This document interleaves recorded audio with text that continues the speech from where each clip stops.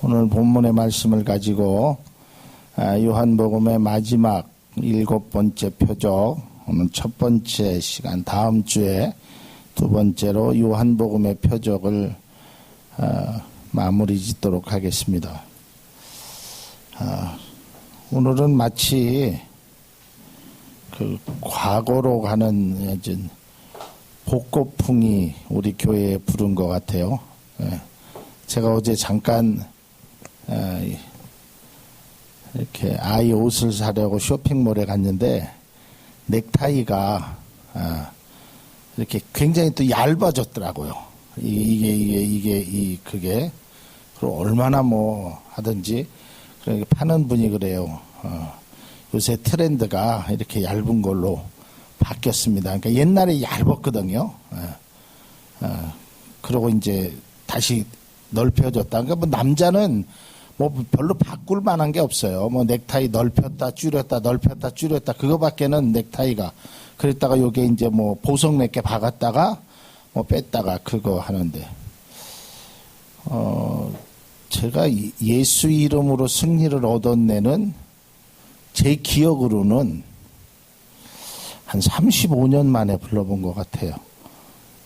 그렇죠? 윤다희 집사님이 20살 때 불렀으니까 그러니까 저는 뭐 이게 굉장히 오래된 찬송입니다. 제가 청년 때 불렀던 것 같고요.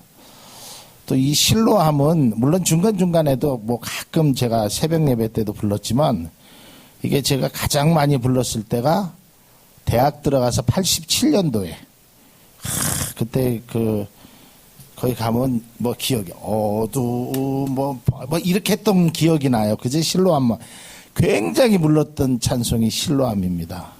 근데 오늘 다시 이렇게 부르게 돼서 아주 감회가 새롭고 좋습니다. 여러분들 율동하시니까 좋지요? 예. 한 달에 한 번씩 해도 되겠죠? 예. 뭐 매주 설교하는 목사도 있는데 뭐 한 달에 한 번씩. 자, 7번째 표적.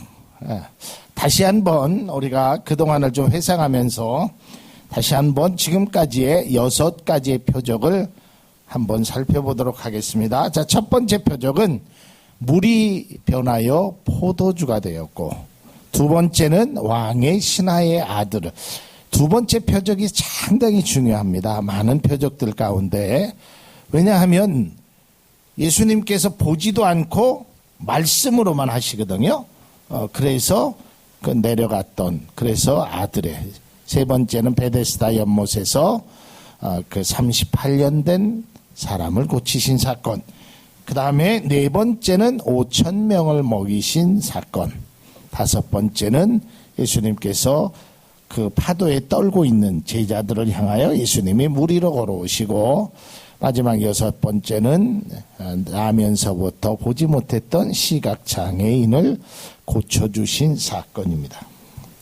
자, 이제 마지막 7번째 그 표적은 죽은 나사로를 살리신 표적입니다. 죽은 나사로를. 그래서 오늘은 첫 번째 앞에 부분을 다루고 뒤에는 예수님께서 직접 죽은 나사로를 고치신 사건. 오늘 본문은 죽은 나사로가 아직은 죽기 전입니다. 죽기 전에 이제 병이 걸렸을 때 예수님 앞에 사람을 보낸 마리다와 마리아의 그 관점에서 말씀을 드리도록 하겠습니다. 자, 오늘 본문의 말씀은 우리가 기적에서는 안 봤지만 예수님의 그 죽음을 예비했던 그 값비싼 향유를 예수님 앞에 깨고 무릎을 꿇고 자신의 머리카락으로 예수님의 발을 씻겨줬던 이 마리아, 그 가정에 일어난 사건입니다.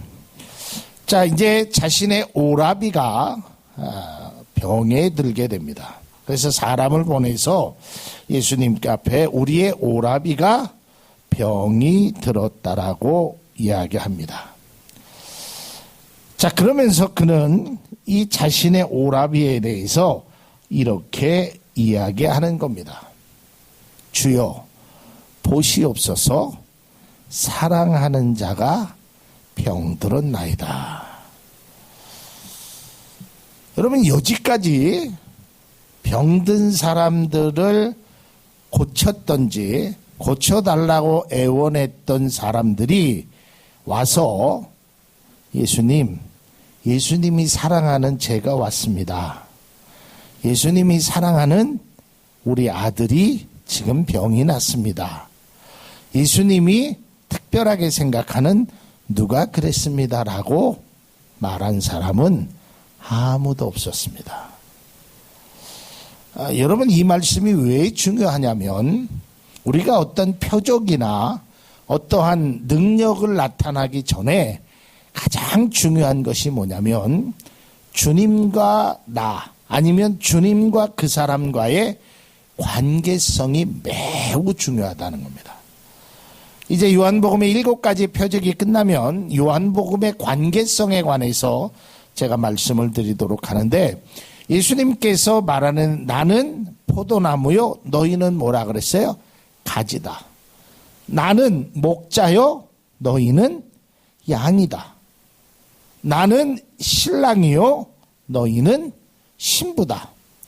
그러니까 요한복음에는요 이러한 관계성들이 굉장히 많이 연관성 있게 말하고 있다는 거예요.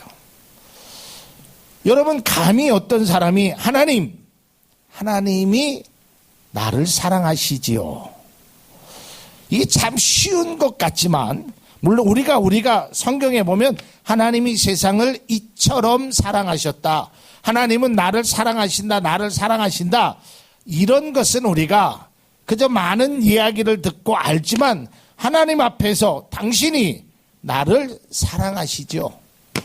나는 그것을 확신합니다라고 이야기하는 것은 쉬운 것은 아닙니다. 이 말이 쉽다면 여지까지 우리가 마태복음, 마가복음, 누가복음의 복음서에서 예수님 앞에 그렇게 말한 사람이 종종 있었을 겁니다. 그러나 예수님의 제자조차도 주님이 나를 사랑하시지요. 주님은 나를 특별하게 생각하시죠.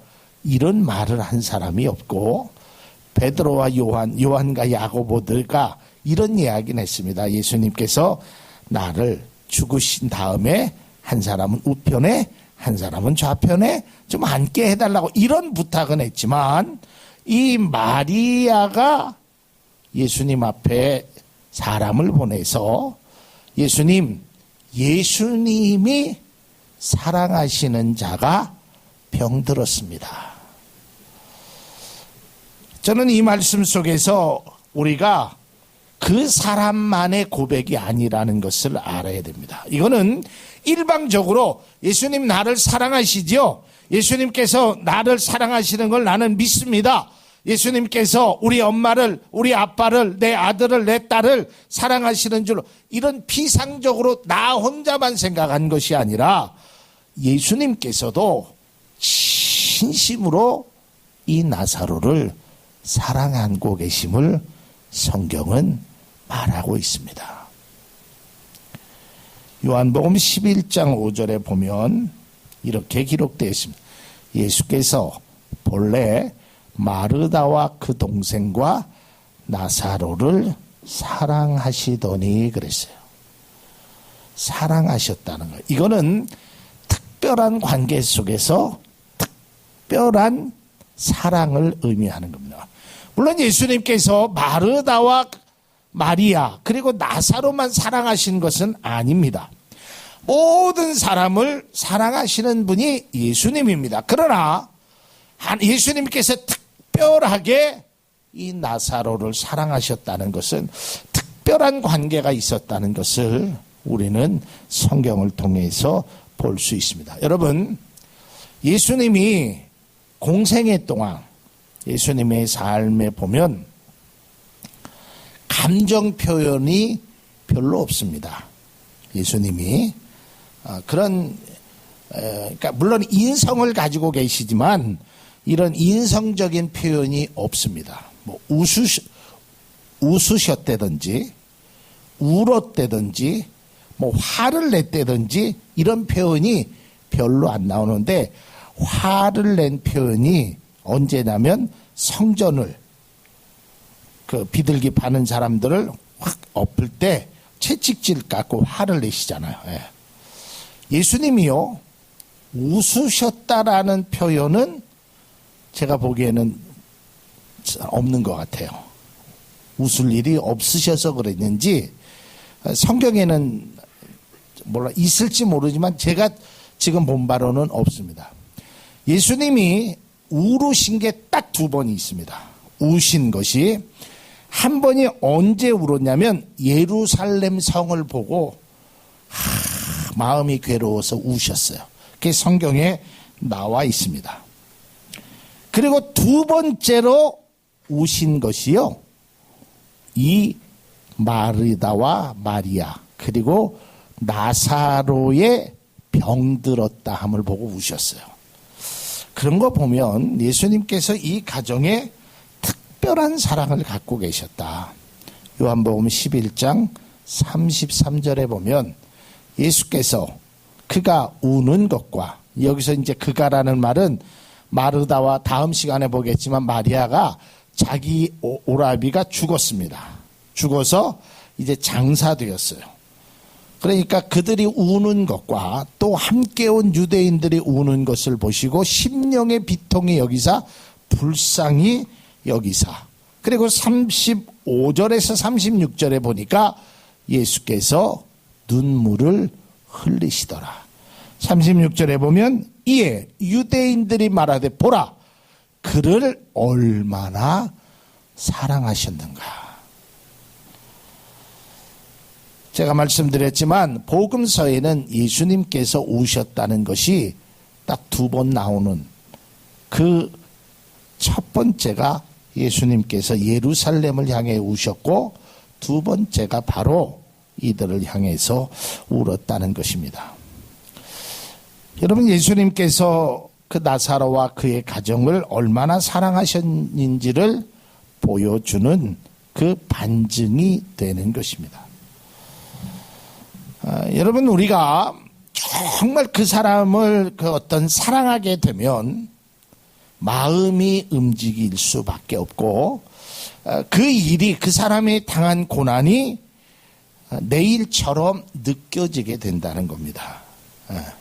그러니까 우리가 성경에 보면 이런 표현이 있습니다. 슬픈 일을 보아도 울지 않고 기쁜 일을 보아도 웃지 않는다는 거예요. 여러분, 우리가 인간적인 어떤 감정의 표현은, 물론 우리가 어떤 감수성이 예민하기에 그런 표현을 하는 분들도 계실지 모르지만, 대부분의 인간적인 감정의 표현은 동질성을 느낄 때, 뭔가가 어떠한 관계성이 있을 때 인간의 표현이 나타나게 되는 겁니다. 여러분, 우리가 이제 올림픽이라는 것이 4년마다 한 번씩 열리잖아요. 또 월드컵이 아마 내년에 열리죠. 월드컵에 보면, 물론 축구를 좋아해서 특별한 관계가 있어서 다른 나라의 경기를 보는 사람들도 있지만, 다른 사람의 골이 3골이 들어가든 4골이 들어가든 거기에 대해서 별로 그렇게 흥분 지수가 굉장히 낮습니다. 들어갔네. 또 들어가네. 자꾸 들어가네.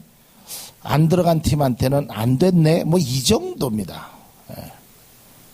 근데 우리나라가 이제 축구를 하잖아요. 축구를 좋아하시는 분들은 보면 아유, 저런 XX, 아유, 막 난리가 나는 거예요. 이게 왜 그래요? 우리나라라는 같은 동질성이 있어서 그래요.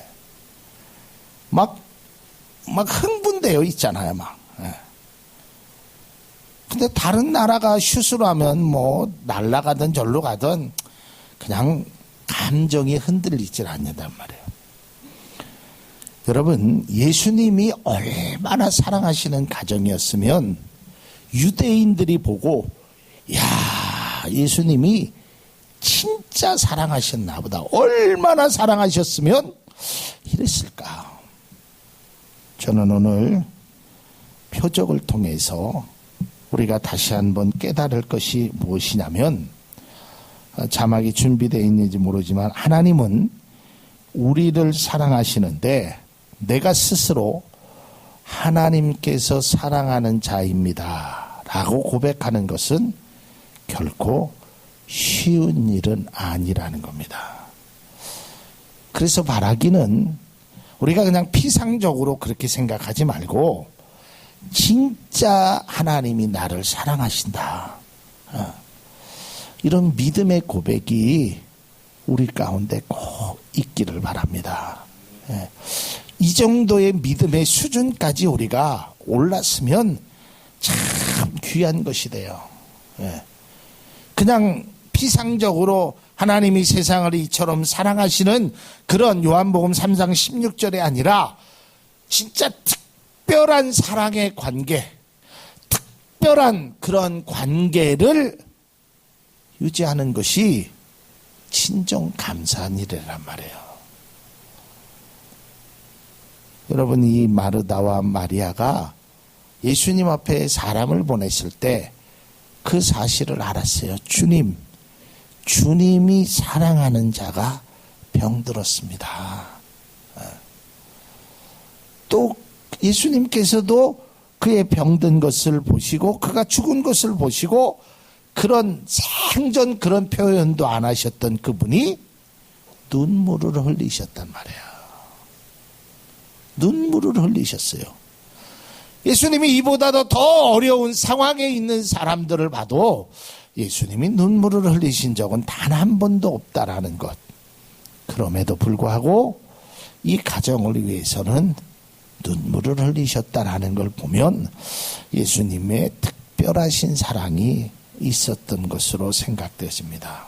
바라기는 우리 성도님들이, 모든 그리스도인들이 정말 예수님이 나를 사랑하는 자이다라는 피상적인 고백이 아니라 실질적인 삶의 고백을 통해서 하나님의 은혜를 고백하는 우리 모두가 될 수 있기를 주님의 이름으로 축복을 드립니다. 마르야와 마르다는 나사로는 적어도 하나님께서 나를 사랑하신다는 믿음의 확신이 있었습니다. 우리가 신앙생활하면서 이런 믿음의 확신, 믿음의 고백이 우리 가운데 꼭 필요한 것입니다. 사랑하는 마음, 또 사랑받는 그 마음이 이것이 일치되면 결코 그 사람은 변화할 수 없게 되는 것입니다. 결코 그 사람은 그 사랑의 관계에서 결코 이탈하지 않는다는 것입니다. 하나님이 사랑함을 받은 우리들이 정말 하나님께서 나를 이렇게 사랑하시는구나, 이거를 정말 마음속으로 깨닫는 순간 우리의 신앙은 지금보다 훨씬 주님께로 더 가까이 갈 수 있는 그런 믿음의 모습이 우리 가운데 있게 되는 것입니다. 제가 지지난 시간인가 그런 말씀을 드렸죠. 사랑하는 사람들의 그 행동, 마음, 애틋하잖아요. 보고 있어도 보고 싶은 것이고 같이 있는데도 더 많은 시간과 더 많은 생각을 공유하고 싶은 것이 사랑하는 사람의 마음입니다. 여러분 스스로가 나는 주님을 사랑합니다라고 고백도 해야 되지만 그 고백보다도 나는 하나님의 사랑을 받는 자녀입니다. 피상적인 고백이 아니라 그저 성경에 쓰여졌기에 그런 고백을 하는 것이 아니라 내 삶에 직접적으로 체험적으로 느낌적으로 느껴질 수 있는 그런 믿음의 고백이 귀한 표적을 만드는 원동력이 된다라는 것을 꼭 기억할 수 있기를 바랍니다. 이것이 사랑의 관계고 이것이 사랑에서 매우 중요한 모습이 된다는 것입니다.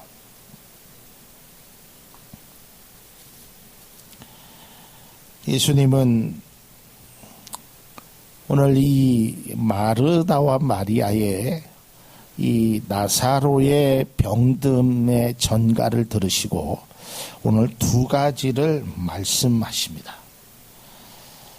그 첫 번째는 그의 병이 치명적이 아니라는 것입니다. 예수님은 이미 그 찾아왔을 때 오늘 성경에 보니까 뭐라고 하냐면 예수님께서 들으시고 이르시되 이 병은 죽을 병이 아니다라고 얘기합니다. 그러니까 이미 주님은 믿음의 확신을 그에게 주셨다는 거예요. 죽을 병이 아니다. 그리고 두 번째로 뭐라고 얘기하시냐면 이는 하나님의 영광을 얻게 하려는 것이다 라고 말하고 있습니다. 이 말씀은 우리가 앞서 6번째 기적에서도 보았듯이 선천적인 시각의 장애를 가진 분을 위해서도 이런 말씀을 드렸다는 것입니다. 세상에서 일어나는 많은 일들을 보면 때로는 절망이라고 생각하는 일들이 많이 있습니다. 절망의 순간들도 찾아오게 됩니다. 그런데 우리가 귀한 관계성을 영적으로 육적으로 맺고 있다면 그 관계성으로 인해서 우리에게 더 값진 은혜가 있다라는 것을 분명히 기억해야 합니다. 우리가 그런 말이 있습니다. 저 많은 분들에게 그런 이야기를 들었습니다. 돈을 잃을지언정 사람은 잃지 말자라는 말이 있습니다. 왜냐하면 돈은 있다가도 없을 수 있습니다. 물론 뭐 사람도 있다가도 없을 수 있다라고 얘기할 수 있지만 돈과 사람은 엄청난 차이가 있는 것입니다. 우리가 절망의 순간 속에서 고통의 순간 속에서 때로는 건강을 잃을 수도 있고 때로는 물질을 잃을 수도 있고 때로는 그것보다도 더 소중한 것을 잃을 수 있을지언정 우리가 믿음만큼은 잃지 않기를 바랍니다. 그리고 우리의 고백 속에서 나는 하나님의 사랑을 받는 사람이다. 나는 하나님의 사랑을 받을 수 있다. 이게 그냥 우리가 찬송가의 가사에도 있듯이 그런 당신은 사랑받기 위해 태어난 사람입니다라는 다른 사람들의 고백이 아니라 내 스스로의 고백. 여러분들도 아시지만 그 사랑받기 위해 태어난 사람의 그 화답가가 이거 아니겠습니까? 감사해요. 깨달지 못했었는데. 고마워요. 느끼지 못했었는데. 내가 얼마나 소중한 존재라는 것을. 얼마나 소중한 존재는. 그러니까 우리가 하나님 앞에 내가 얼마나 소중한 존재라는 것을 깨닫고 신앙생활하느냐, 그렇지 못하느냐는 신앙의 모습부터, 신앙의 고백부터, 신앙적 믿음의 삶부터 달라진다는 겁니다. 오늘 말씀의 결론은 이런 것입니다. 우리가 아무리 절망 가운데 있더라도 하나님의 사랑을 믿음으로 고백하고 나 또한 하나님의 받을 만한 사랑이라는 것을 주님 앞에 고백하는, 이것은 자격론을 이야기하는 것이 아닙니다. 우리는 하나님의 사랑을 받을 자격은 없는 사람입니다. 그러나 하나님의 사랑을 고백할 수는 있는 것입니다. 우리가 비록 부족하지만 하나님께서 나를 사랑하신다고 믿음의 확신을 통해서 우리가 믿음으로 승리하는 그런 멋진 은혜가, 그래서 다음 시간에 말씀드렸듯이 죽은 지 4일이나 된 나사로가 살아나는 기적이 일어났던 것처럼 여러분의 삶에도 그러한 기적이 일어날 수 있기를 바랍니다. 예수님께서는 절망을 소망으로, 고난을 영광으로 인도해 주실 것입니다. 누구에게요? 사랑하는 자에게. 여러분들 모두 하나님의 사랑을 덧입고 믿음으로 고백하는 우리 모두가 될 수 있기를 주님의 이름으로 축복을 드립니다.